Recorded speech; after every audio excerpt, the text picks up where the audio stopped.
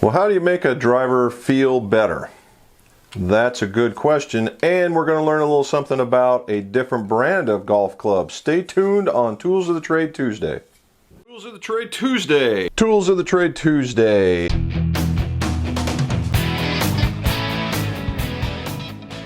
Tools of the Trade Tuesday. The Trade Tuesday. Welcome back to the McGolf Shop and Tools of the Trade Tuesday, and if you would like the video and subscribe, and that way you get some more information on Tools of the Trade and Fitting Fridays when we talk about the fitting parameters. And this is one that's going to kind of cross over to both. So I did a fitting, and it was mostly for irons, and they said, well, how about my driver? And I said, well, you got to go through a fitting. Well, didn't have time to do it, so he said, make me a quick recommendation, I'll go with anything that you say. I really don't like that. But when I looked at this club, and it's a good club, I mean, Titleist D1, and he's an older fella, and he's playing a Pro Launch Red, and it's sitting in a Titleist club. This thing is barely made to get off the ground, okay, and he needed height. So we figured out we could try something a little different, maybe a little lighter, a little more flexible, help him get the ball out there a little bit more because it was heavy and too stiff, and get it to the right length at least in order for him to hit the ball well. So that's what we're doing. All right, let's talk about this club. Titleist 907 D1, and it's a bore through. And you've seen me do bore throughs, and they mostly have been Callaways, and I'll put a link up here to see them if you want to see that one. So what makes this one different? It's got a hosel. Okay, it's got a hosel. And so what does that really do? Well, that means instead of, you know, on the Callaway without the hosel, it'd only be gripping this much. Well, the club is now gripping that much. And that's a significant amount of the shaft to be grabbing. And, you know, the idea is, well, it's for control. Sure, it's for control, but it's also, you know, it would be my opinion that it also eliminates a little bit of the kick too. So in order to find that little bit of a kick back in the day, we used to use a little more flexible shaft in order for it to get up into the air. And we're going to go old school, and we're going to do that again. All right, so in this particular session of it, we're only going to show the pulling, and in the next one, we're going to talk more about the fitting and the completing of this one. So what are we going to do? Well, we're going to do the same thing we always do. We're going to heat up along here, we're going to heat up along here, we're going to heat up along here, and we're going to put it in my puller, and then we're going to dress this up. So you see it's got a little bit of a dirt, and this came with the paint that was a rough paint, not a shiny paint. And then we're going to do a little bit of work.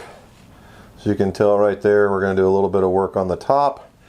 And then we're going to put a really nice ferrule on it, and then you'll get to see some of me finishing it on the next one and how this is different than the other ones that I've done in the past. Okay, going into the shaft pullers. Okay, the one that you see me use is no longer in production, but there are basically three kinds of shaft pullers. One is a hydraulic puller. That means that it uses a hydraulic press or a hydraulic jack in order to give you that pressure in order to pull or push whatever it is you're going to do. The second type is a screw type, and what that is where you use the force of being able to change the screw to either pull or push the head off, or pull the shaft out or push the head off the shaft in order to do that.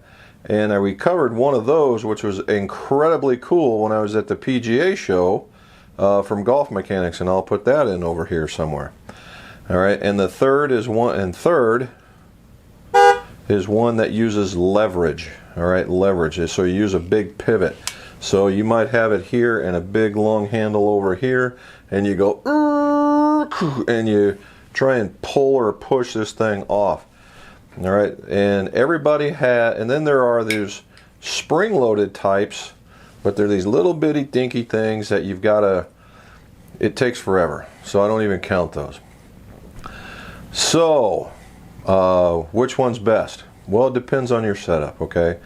It would be my opinion that the fastest ones are the hydraulic ones. All right, you just, and away you go, and they push off, and you can apply a lot of force. Okay, the second but the most common type is probably the screw type, and a couple different manufacturers put those out. Okay, you can get them from Golf Works, you can get them from the Golf Mechanic, and you can get them from Mitchell. They all have them, and I'm sure that there's others out there. Now, on the tour trailers, they had this thing called, I think it was Golf Instruments. It was really a classic looking unit, and it very well may be still in use today because it was really nice. And this Golf Mechanic one is not the same, but there's a lot of working parts that are very similar that make it very, very nice. Something, if you're going to do it for a long time, that would be the one I would look at for right now. And then the leverage one, I think there's only one or two of those left, so, but they are in production, so you can go look them up. And I'll put some links down below into the show notes. So let's go apply some heat. Okay, like any other time, you get the flame, you see the yellow, the blue of the flame right there, right? You want to be at the end of that's where it's at its hottest, so that's where we stay.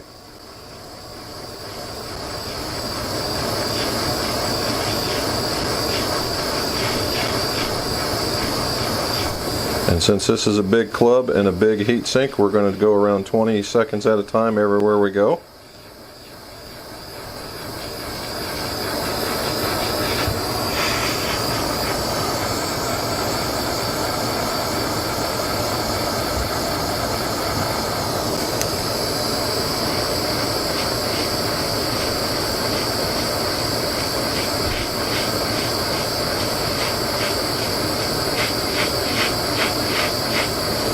Notice how I knew I was getting hot, because the tip pin portion was starting to bubble up.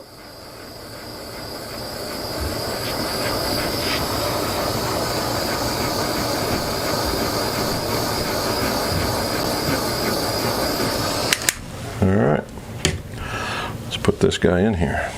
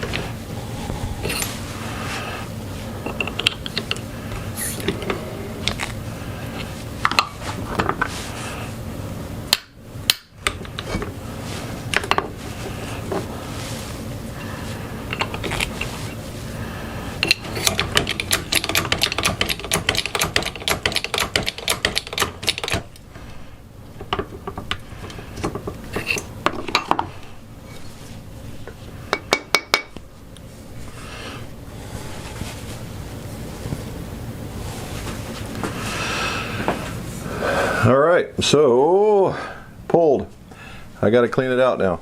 Alright, so we always want to see this part.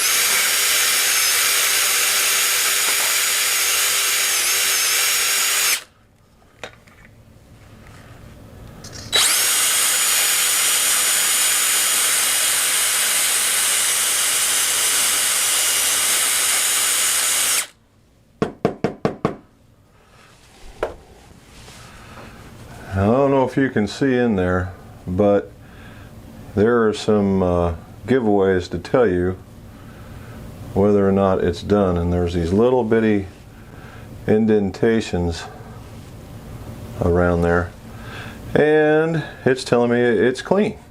So now on to making it pretty. Okay, there's two things we're going to do with this. We're going to clean off the top here, and we're going to use my unstitched buffing wheel with the glands watch. And I'm going to try and clean up around here, and then I'm going to try and get this area in here with it to shine it up. This is what we're going to work on when we do the shaft, and then I'm going to clean up the face. And then we're going to install the shaft.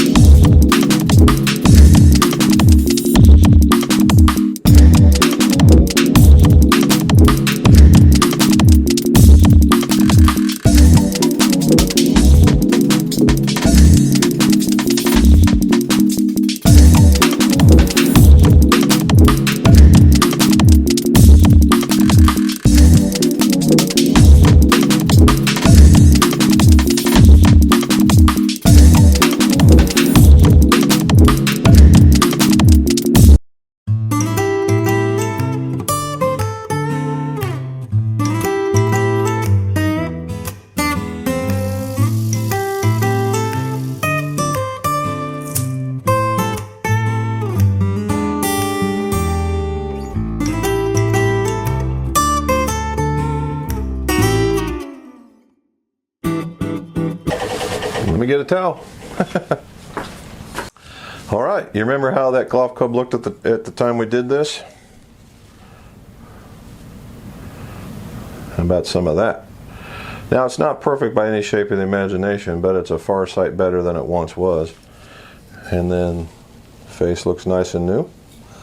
And I got a little bit of shine going on there. I'm going to work that over a little bit more. And on the next episode, sounds like a weekly Batman thing. On the fitting Friday, what we're going to do is we're going to show you the finishing part of it and why that fitting was so important. So, if you have any questions on the shaft pulling and why that is so much, or any pullers, leave it down in the show notes and I'll be certain to answer. And hopefully you liked it, and so you will like it and subscribe so you can learn more. And let's see your scores. Go low.